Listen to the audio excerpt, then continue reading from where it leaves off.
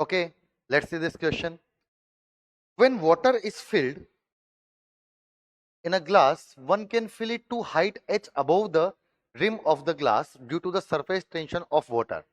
To calculate h just before water starts flowing, model the shape of the water above the rim as a disc of thickness h, having semicircular edges.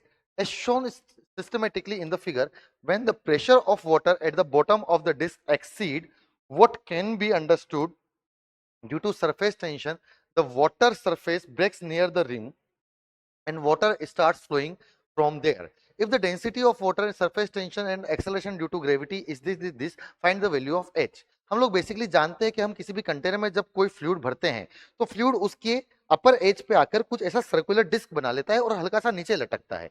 Basically वो नीचे इसलिए नीचे hang हो पाता है क्योंकि इस part का जो वेट है बेसिकली उस वेट को ऊपर की तरफ सरफेस टेंशन बैलेंस कर देता है और वो बैलेंस होता रहता है. जैसे जैसे हम पानी को और बढ़ाते जाएंगे तो इस पार्ट का वेट बढ़ता जाएगा और एक लेवल पर आके सरफेस टेंशन उसको बैलेंस नहीं कर पाएगा, तो बेसिकली वो नीचे की तरफ फ्लो हो जाएगा. अब अगर मैं इस पूरे पार्ट को देखा जाए तो इसमें हम लोग जो कंसेप्ट यूज करने वाले हैं that is concept of capillary action. Capillary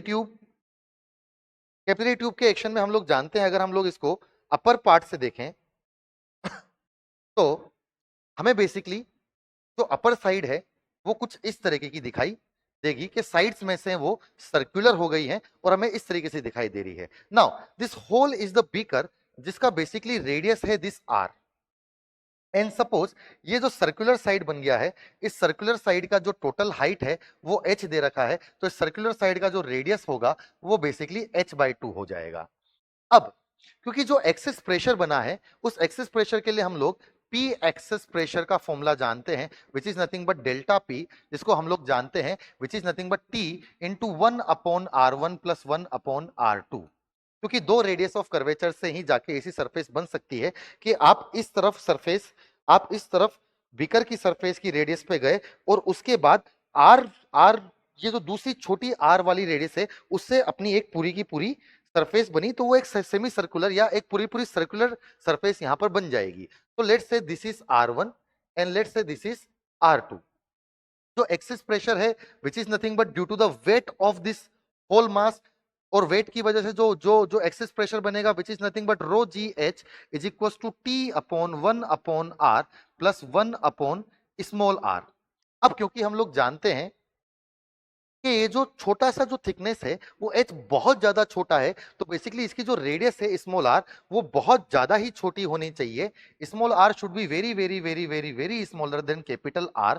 तो कैपिटल R बहुत ही ज्यादा बड़ा होगा जिसकी वजह से हम इस होल टर्म को नेग्लेक्ट कर सकते हैं, क्योंकि इसके बहुत बड़े होने की वजह से ये पूरा टर्म बहुत ज्यादा छोटा हो जाएगा, तो उसको 1/r की टर्म से हम लोग नेग्लेक्ट कर सकते हैं. और इस स्मॉल r की वैल्यू अगर हम लोग h/2 रखेंगे तो rho g h is nothing but t into 2/h. अगर हम लोग यहां से देखें तो हमें दिखता है that h square is nothing but 2t upon rho g. तो basically h is nothing but under root 2t/रो जी. तो ये h हाइट जो हमसे पूछी है, अगेन दैट h हाइट हम लोग टी रो और जी का वैल्यू हम लोग यहाँ पर पुट करेंगे और फाइंड आउट कर सकते हैं. सरफेस टेंशन जो हमें दी हुई है दैट इज नथिंग बट 0.07. अगर हम लोग वैल्यू पुट करें तो 2 इंटू 0.07 अपॉन डेंसिटी जो हमें फ्लूइड की दी हुई है that is nothing but 10 multiply by g का वैल्यू जो हमें दिया हुआ है वो हमें दिया हुआ है यहाँ पर 10. अगर हम लोग यहाँ पर इसको भी नीचे उतार दें तो it will be nothing but 10⁻². So basically 10⁻³ तो यहाँ से 1/10⁻³ तो यहाँ से बाहर आ जाएगा और अंदर बचेगा √14. √14 जब बेसिकली हम लोग करते हैं तो हमें जो वैल्यू मिलेगा वो हमें वैल्यू मिलना चाहिए. हम लोग बेसिकली √14 करेंगे तो √14 का वैल्यू मिलेगा हमें 3.74 मल्टीप्लाई बाय 10⁻³ तो हमें बेसिकली जो h हाइट मिलेगी दैट विल बी 3.74 mm हमें हाइट मिलनी चाहिए, जो कि हमें mm में पूछी है विच इज नथिंग बट 3.74.